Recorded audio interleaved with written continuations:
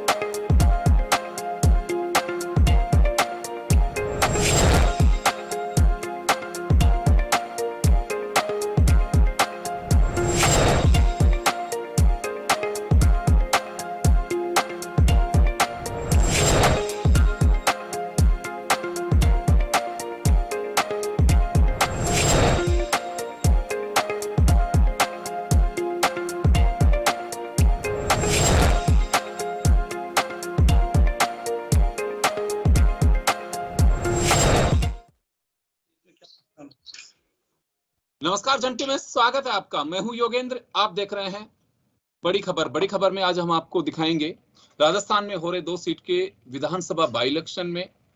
अब हम बात करेंगे वल्लभनगर विधानसभा सीट।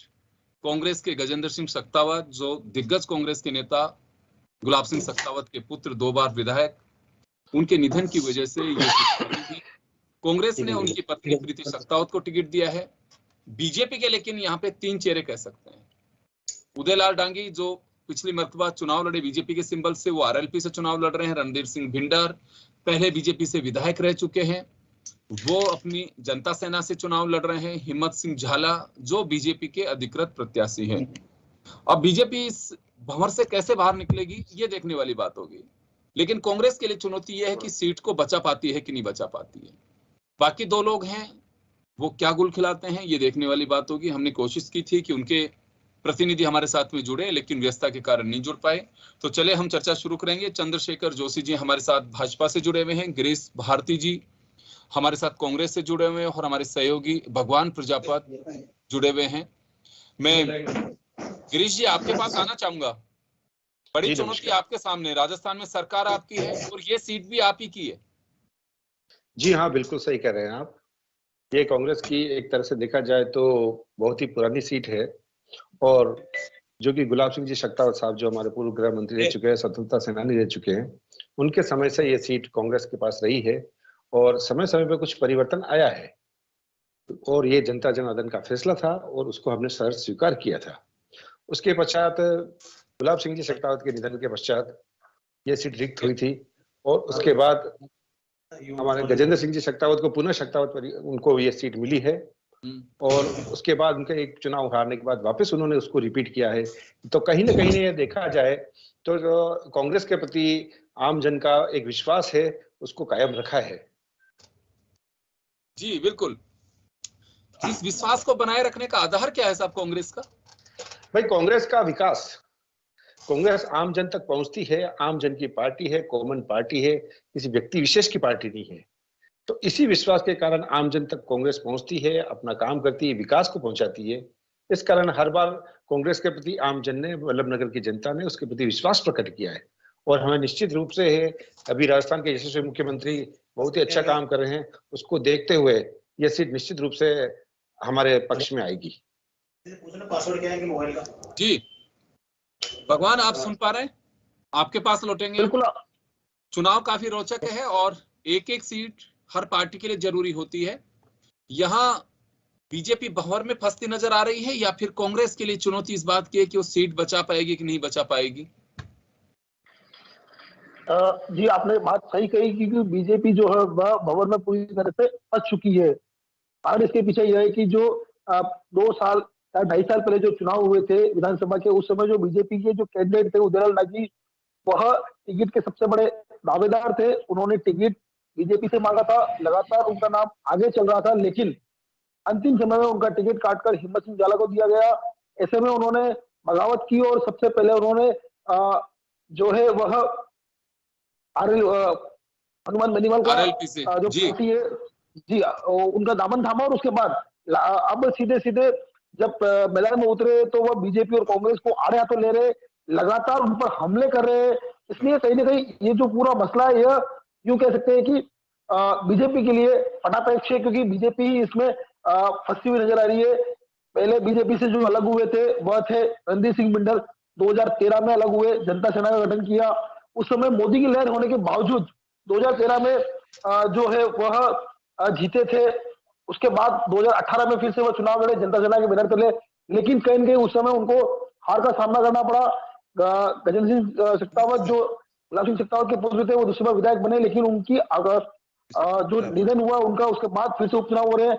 इसलिए कहीं न कहीं यहाँ पर जो है बीजेपी के लिए सबसे बड़ी स्थिति खराब होती दिखाई दे रही है। उसके पीछे सबसे बड़ा कारण जो कहे कि बीजेपी से जो टूटे हुए। चलिए मैं एक जवाब देता हूँ। चंद्रशेखर जोशी जी हमारे साथ में जुड़े हैं। चंद्रशेखर जी, आपके पास आना चाहूंगा एक बार। बीजेपी की क्या पोजीशन है, पहले तो ये जानना चाहूंगा। खैर, आप हर कार्यकर्ता यही कहता है कि जीतेंगे, लेकिन मैं जीतने का आधार क्या है? आपका दावा किया जा रहा है कि ये सीट हमारी है, हम जीतेंगे, लेकिन आधार क्या है? एक जो सशक्त संगठन है वो सारे सवालों का जवाब होता है जी। हम कैडर बेस कार्यकर्ताओं की पार्टी हैं और हमारा लंबा इतिहास रहा है, और आज जो हमारी जनसंघ से लेकर अब तक की जो यात्रा रही है, हम अपने कार्यकर्ताओं पे हमारा अटूट विश्वास है, उनके समर्पण। लेकिन जनता पे ये कार्यकर्ताओं का विश्वास कैसे जमेगा? बात यहाँ जनता की है। मतदाता पे विश्वास जमना चाहिए। कार्यकर्ता तो आपके अपने हैं, वो तो आपको वोट देंगे। जनता में कैसे आपके पेट बनेगी? जनता जो है मोदी जी के संगत दृष्टिकोण में और विगत जो विशुद्ध सांस्कृतिक जो हमारा परिपाटी रही है और जो लंबा विकास का कालखंड रहा है, आज जनता जो है 7 साल बनाम 60 साल पिछले जो कार्यकाल हैं उनको आज देख रही है, तुलनात्मक अध्ययन कर रही है। जनता आज समझदार है। आज डिजिटल मीडिया है, सोशल मीडिया है, और जो भी कार्य कर रही है जनता तुलनात्मक अध्ययन कर रही है कि पिछली वसुंधरा जी की सरकार में क्या काम हुए राजस्थान के अंदर, कांग्रेस प्रणीत जो मनमोहन सिंह जी की सरकार थी उसमें केंद्र में क्या काम हुए, क्या विफलताएं रही, और वर्तमान में जो मोदी जी के 7 साल का जो वृहद कालखंड रहा है, इतनी सारी योजनाएं हैं। नीचे जो अंत्योदय की हमारी जो परिकल्पना थी, उस परिकल्पना को राजस्थान में भैरव सिंह की शेखावत के बाद में और उनके समय से जो परंपरा चालू हुई और पिछली भाजपा सरकारें जो थी हमारी राजस्थान में, उनका कार्यकाल और मोदी जी का 7 साल का कार्यकाल, उज्ज्वला गैस योजना है, किसान सम्मान निधि है, विविध प्रकार के कौशल विकास के वृहद कार्यक्रम है, सड़कों को हमने जोड़ा है, डिजिटल इंडिया है, ऐसी बहुत सारी योजना है, आयुष्मान भारत है। ये तो आपकी फ्लैगशिप योजना है सर, ये जोशी साहब आपकी फ्लैगशिप योजना है जिसपे आपका अधिकार है कि वोट मांगना चाहिए, आपने काम किया है। लेकिन मैं एक बात जानना चाहूंगा कि अभी जो जानकारी मिल रही है कि बीजेपी अपनों के भंवर में फंसी हुई है, वो चाहे रणदीप सिंह गुर्जर हो या फिर उदयलाल डांगी हो या फिर आपके अपने हिम्मत सिंह झाला हो, तो बीजेपी कहीं ना कहीं इसमें आपको क्या लगता है कि डांगी जी जिन पे आपने यकीन करके आपने वल्लभनगर में हूं और पिछले 6 महीने से वल्लभनगर में ही हम कार्य कर रहे हैं, 6-7 महीने से और इससे पहले से, और यहाँ विगत चुनाव के समय में 1 महीने से मैं वल्लभनगर ही हूँ। यहाँ के गांव-गांव, यहाँ के शक्ति केंद्र जो हैं 78 जो हमारे शक्ति केंद्र हैं, 310 जो राजस्व ग्राम है, इन सभी गाँव में हमारा घूमना हुआ है, हमारे कार्यकर्ता घूमे हैं, हम स्वयं घूमे हैं, और जनता के प्रति, जनता का जो इस कांग्रेस गवर्नमेंट है 3 साल की जो इनकी अकर्मण्यता है उसके खिलाफ आक्रोश है। जनता, ये कितनी बड़ी विडंबना है कि 3 साल के टोटल कार्यकाल में 18 महीने तो मुख्यमंत्री अपने घर के अंदर रहे, घर के अंदर से उन्होंने सरकार चलाई है। बिजली की जो बढ़ी हुई दरें हैं, मतलब 6 रुपए 50 पैसे प्रति 100 यूनिट और 7 रुपए 50 पैसे प्रति 500 यूनिट बिजली की दरें बढ़ाई, जबकि इनका जो मैनिफेस्टो था, जो चुनावी घोषणा पत्र था, उसमें इन्होंने वादा किया था कि हमारी सरकार आएगी तो बिजली की दरें नहीं बढ़ाएंगे। लेकिन कोरोना जिस, तो ये आधार रहेगा, जनता इससे त्रस्त है, इसको आधार मान करके वोट देगी। चलिए गजेंद्र सिंह जी, गिरीश भारती जी, आपके पास आना चाहूंगा। आपने सुना अभी आपके साथी जोशी जी को कि आधार बता रहे हैं अपना। भाई इनको सिर्फ बिजली नजर आ रही है, गैस, पेट्रोल, खाद्यान्न, तेल, ये कहाँ चले गए? बिजली के ऊपर से तो नजर नहीं आती किसी को भी, बिजली का बिल नजर आता है। 2700 करोड़ रुपए का आप भुगतान नहीं कर पाए हैं, बिजली, किसानों को बिजली नहीं मिल रही है। कोरोना का कुप्रबंधन आप देखिए, आपने मोदी सरकार को कोसने का काम। जवाब दिलवा रहा हूं सर, मैं जवाब दिलवा रहा हूं जोशी साहब, जवाब दिलवा रहा हूं जोशी जी, जवाब दिलवा रहा हूं। चंद्रशेखर जी मैं जवाब दिलवा रहा हूं, वापस लौटूंगा आपके पास में। चंद्रशेखर जी, चंद्रशेखर जी मैं वापस लौट रहा हूँ आपके पास। चंद्रशेखर जी बात सुन लो, जवाब देंगे। चंद्रशेखर जी वापस लौटूंगा, एक बार उनको बोलने दीजिए। जी गिरीश जी। तो भाई जो जनता है वो महंगाई से त्रस्त है, कहीं ना कहीं जवाबदेही केंद्र सरकार की होती है, और वो जिसके नाम से वोट मांग रहे हैं, ऐसा उनका कहीं यहाँ इफेक्ट नहीं लग रहा है। रही बात यहाँ पे राजस्थान के मुख्यमंत्री की, तो उन्होंने बिल्कुल निश्चित रूप से अच्छा प्रबंध किया है, चाहे वो किसी भी रूप में क्या हो, और इनके खुद के प्रधानमंत्री जी ने उसकी काबिले तारीफ की है कोरोना प्रबंध को लेके। मतलब हमारे प्रधानमंत्री के सर्टिफिकेट को आप मानते हैं? जी क्यों नहीं मानेंगे, जब आप हर इनके गुणगान करते हैं। मतलब देखिए, वैसे तो हमारे प्रधानमंत्री वैसे नरेंद्र मोदी नेता इनके हो सकते हैं, प्रधानमंत्री तो पूरे मुल्क के हैं, पूरे देश के हैं वो। नहीं, ये मोदी जी को, इनके मंत्री जो हैं वो यहाँ पर इस तरीके की भाषा यूज करते हैं प्रधानमंत्री जी के लिए। मैं उन शब्दों का यहाँ उच्चारण नहीं करना चाहूंगा, लेकिन आप देखिए कि जो हमने 10,000 की किसानों को सब्सिडी दी थी, उसको आपने खत्म कर दिया। खाद पे जो हम सब्सिडी दे रहे थे, उसको आपने खत्म कर दिया। केंद्र सरकार से जो किस्तें मिली हैं, इसके अलावा कोई नवाचार आपकी सरकार ने 3 साल में किया हो तो उसको जरा हमको गिन के बताएं। चलिए मैं बताता हूं, आपने सुना अभी गिरीश जी, बीजेपी अपने उपलब्धियां बता रही है, आप कुछ बता पाएंगे यहाँ पे कि हाँ ये एक आधार है हमारा वोट मांगने का? जी अभी जो सबसे मैक्सिमम जो डेवलपमेंट वल्लभनगर विधानसभा क्षेत्र में हुआ है वो काबिले तारीफ है। हर तरह की छोटी मोटी समस्याओं को व्यक्तिगत रूप से देखते हुए मुख्यमंत्री जी ने, जैसे हॉस्पिटल हुआ, वहाँ रोड नेटवर्क हुआ, और ग्रास लेवल पे स्कूल डेवलपमेंट का काम हुआ, ये सब हमारे अशोक गहलोत सरकार ने कराया है, और लोगों को विकास चाहिए। जी भगवान, आपके पास आना चाहूंगा मैं एक बार। मुद्दे जो जिनको हम जनरली चर्चा में सुनना पसंद करते हैं, लोग कहते हैं महंगाई हो, बेरोजगारी हो, किसानों से जुड़ी समस्याएं हो, बिजली की प्रॉब्लम हो, पानी की प्रॉब्लम हो, सड़कों की प्रॉब्लम हो, ये कितनी है यहाँ पे चर्चा हो पा रही है वल्लभनगर में दोनों पार्टियों की ओर से? आम जनता का रुझान जो है केवल चेहरों पे है या फिर मुद्दों पे भी कोई चर्चा हो रही है उस क्षेत्र में?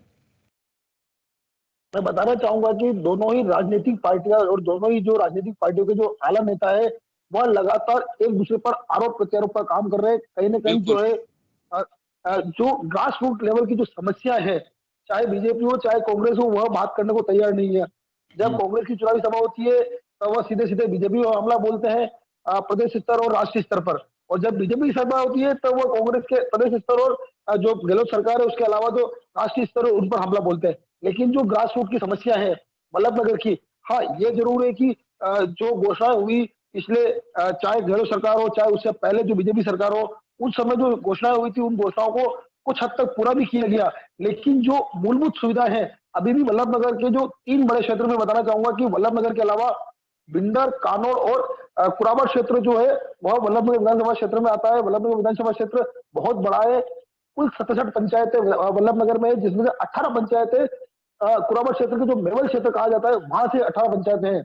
वहां की सबसे ज्यादा हालत खराब है क्योंकि वह एक आदिवासी क्षेत्र है, वहां पर कहीं ना कहीं जो है वह ग्रास रूट लेवल की जो समस्याओं का निस्तारण होना चाहिए वहां पर अभी तक नहीं हुआ है। खासकर एक बात और बताना चाहूंगा, कुराबड़ जिसे शिक्षकों की नगरी कहा जाता है, सबसे ज्यादा अध्यापक वहां से अभी तक निकले हैं कुराबड़। तो लेकिन वहां पर भी अभी तक कोई कॉलेज नहीं है, वहां पर अभी तक कोई ऐसी व्यवस्था नहीं है सरकार की ओर से पिछले 70 सालों में कि जो शिक्षण व्यवस्था को बढ़ा सके, जबकि कुराबड़ ऐसा क्षेत्र है जहां से सबसे अधिक अध्यापक निकले हैं। इसलिए कोई भी पार्टी ग्रास रूट लेवल पर जो विकास है उन पर बात करने को तैयार नहीं है। ये जरूर है कि बीजेपी अपनी केंद्र सरकार की योजना गिना रही है, कांग्रेस अपनी प्रदेश सरकार की योजना गिना रही है, लेकिन वहां की जो स्थानीय समस्या है उस पर बात करने को कोई तैयार नहीं है। जी जोशी साहब, सुना, स्थानीय मुद्दों पर किसी का ध्यान नहीं है, सब अपनी उपलब्धियों में लगे हुए हैं। मैं आ रहा हूं, उसी विषय पे आ रहा हूं। भारतीय जनता पार्टी का अगर आप प्रत्याशी के दौरे देखेंगे, आप यहाँ का मीडिया कवरेज उठाकर देखेंगे या हमारे स्टेटमेंट देखेंगे, भारतीय जनता पार्टी का जो प्रत्याशी है और भारतीय जनता पार्टी जो है वो सिर्फ और सिर्फ विकास के मुद्दे पर यहाँ वोट मांग रही है। हमारा प्रत्याशी लेकिन जनता तरस रही है सर, जनता विकास तलाश रही है, जनता विकास तलाश रही है वल्लभनगर में। यहाँ लंबे समय तक एक ही परिवार का विधायक रहा और ये विडंबना देखिए कि यहाँ पर सरकारी कॉलेज की सिर्फ अभी तक घोषणा हुई है। इससे बड़ी विडंबना क्या होगी कि 70 सालों के अंदर यहाँ पे सरकारी कॉलेज की एक सरकारी कॉलेज नहीं खुल पाया। मुख्यमंत्री जी यहाँ पर आए थे, गुलाब सिंह जी, लेकिन जोशी साहब आप इससे बच नहीं सकते हैं। सरकार लंबे समय तक आपकी भी रही है, उसकी अगर कमी महसूस हो रही है तो आपको तुरंत करनी चाहिए थी। मैं उसी पे आ रहा हूं कि लंबे समय तक एक ही परिवार का यहाँ पर कांग्रेस का विधायक रहा और सरकारी कॉलेज की घोषणा में इनको 70 साल लग गए, वह भी सिर्फ चुनावी घोषणा है। यहाँ पे 20 साल पहले अशोक गहलोत और गुलाब सिंह जी शक्तावत स्वर्गीय यहाँ आए थे और मैनारवाना जल परियोजना का शिलान्यास किया था। मैं कांग्रेस से पूछना चाहूंगा कि उस मैनारवाना जल परियोजना का क्या हुआ? उठाला और सरजला तालाब यहाँ पे बड़े आवक स्रोत हैं, उनसे आप कह रहे हैं कि हमने बांध बना दिए। अरे उन बांधों का पानी नहरों के माध्यम से घर घर तक कब जाएगा, खेतों तक कब जाएगा, उसका रोड मैप क्या है? भू माफिया यहाँ पे सरकारी अस्पतालों पे कब्जे हो रहे हैं। मैं ये बात कह रहा हूँ आपसे कि हम इसे ये खारिज नहीं कर सकते सर। मैं ये तो कह नहीं सकता कि यहाँ बीजेपी का कभी कमल खिला नहीं है। आपकी भी तो सरकार रही है, प्रदेश में मुख्यमंत्री आपके रहे, तो धरियावत केवल विधायक के साथ चलाते हैं। आप लोग भी कर सकते थे। विकास क्यों नहीं हो पाया अगर आपको लग रहा है कि विकास नहीं हुआ यहाँ पे? जोशी साहब जी, जोशी साहब, अगर आपको लग रहा है कि कांग्रेस कुछ नहीं कर पाई, आपके बैनर से भिंडर चुनाव लड़े, सरकार आपकी राजस्थान में, उस दौरान विकास नहीं कर पाए, वो भाजपा समर्थन दिया बीजेपी को, फिर नहीं बन पाया। हमारा यहाँ पर सांसद निधि से यहाँ विकास हो रहा है। अभी हमारी जिला प्रमुख बनी, 2 करोड़ की घोषणाएं यहाँ पे, जहां सड़कें वगैरह छोटी बड़ी पेयजल आदि की जो समस्या थी, हमारा जिला प्रमुख बना, उनकी निधि से जो जा सकता था। इनके स्वर्गीय विधायक जो थे गजेंद्र सिंह जी शक्तावत साहब, वो स्वयं इस सरकार की कार्य संस्कृति और कार्य प्रणाली से आहत थे। उन्होंने कहा इस सरकार ने हमने सदैव बिंडर को, कांग्रेस ने वल्लभनगर को सदैव मजबूत किया उस परिवार ने, और वो परिवार दुखी और पीड़ित था। उसने कहा कांग्रेस के नेता ये कह रहे हैं कि वल्लभनगर के साथ में न्याय नहीं हो पाया। चलिए अभी वल्लभनगर के साथ में न्याय नहीं हो पाया। समय कम है सर, गिरीश भारती जी आपके पास आना चाहूंगा। बहुत सारे आरोप लगाए हैं चंद्रशेखर जोशी जी ने। देखिए, आरोप लगाना इनका सदैव काम रहा है। इन्होंने आरोपों के दम पे ही सत्ता हासिल की है और इनको इनके जब भी आरोप झूठे और निराधार निकले तो जनता ने इसका जवाब दिया है और वही जवाब वाला जल परियोजना का शिलान्यास करके गए थे कि नहीं, उसका क्या हुआ? क्या रोड में आप नई घोषणा कर रहे हैं? आप मुझे बताएं, 20 साल पहले वो पत्थर आज भी तरस रहा है कि अशोक जवाब का मेरे पास में 30 सेकंड का वक्त है, एक बार उनको जवाब दे देनी। जी बताइए भारती साहब, बताइए। आपके आरोप या जो आप कहना चाह रहे हैं उन सब का जवाब जनता उसके लिए पूरे मन स्थिति से तैयार हो चुकी है और मतदान के दिन इसका जवाब देगी और मतगणना के दिन आपको पता लग जाएगा कि जनता का इनके प्रति कितना विश्वास है और कितनी संभावनाएं है। जी मैं माफी चाहूंगा, रोकना चाहूंगा दोनों को। तो ये वल्लभ नगर की हम बात कर रहे थे जहां पे बीजेपी, कांग्रेस, आरएलपी और जनता सेना के बीच मुकाबला है, यानी कि चतुष्कोणीय मुकाबला है। क्या स्थिति रहेगी, कहना बहुत जल्दबाजी होगा, ये अंदाजा भी लगाना बहुत मुश्किल है क्योंकि भंवर में फंसे हुए हैं सभी और क्या रहेगा। लेकिन ये तय है कि जनता जो भी फैसला लेगी वो देखने योग्य होगा। 2 बाई इलेक्शन है, दरियाबाद और एक ही संभाग में है, ये बड़ी बात है। अपने अपने दावे हैं, चुनाव प्रचार में किसी ने कोई कोर कसर नहीं छोड़ी है। दोनों तरफ से या तीनों चारों तरफ से कहूं कि उनके दिग्गजों ने अपने अपने दौरे किए हैं। भिंडर अपने दम पे अपने बूते पे चुनाव लड़ रहे हैं। वो बीजेपी से उनका ताल्लुक रहा है, पहले गुलाब सिंह सख्तावत को हरा भी चुके हैं 2003 में। लेकिन बहुत सारी चीजें हैं और क्या है, यहाँ अगर मतदाताओं की बात करें तो राजपूत बनिए, ब्राह्मण, ST, SC, डांगी और कुछ अन्य कास्ट भी हैं, वो महत्वपूर्ण निर्णायक होंगी। सबने अपनी तैयारी कर ली है, लेकिन देखना होगा कि 2 तारीख को अब क्या गुल खिलता है। बहुत बहुत शुक्रिया आप सभी का। बड़ी खबर और राजस्थान के रण में इतना ही। दीजिए इजाजत, नमस्कार। Thank you sir.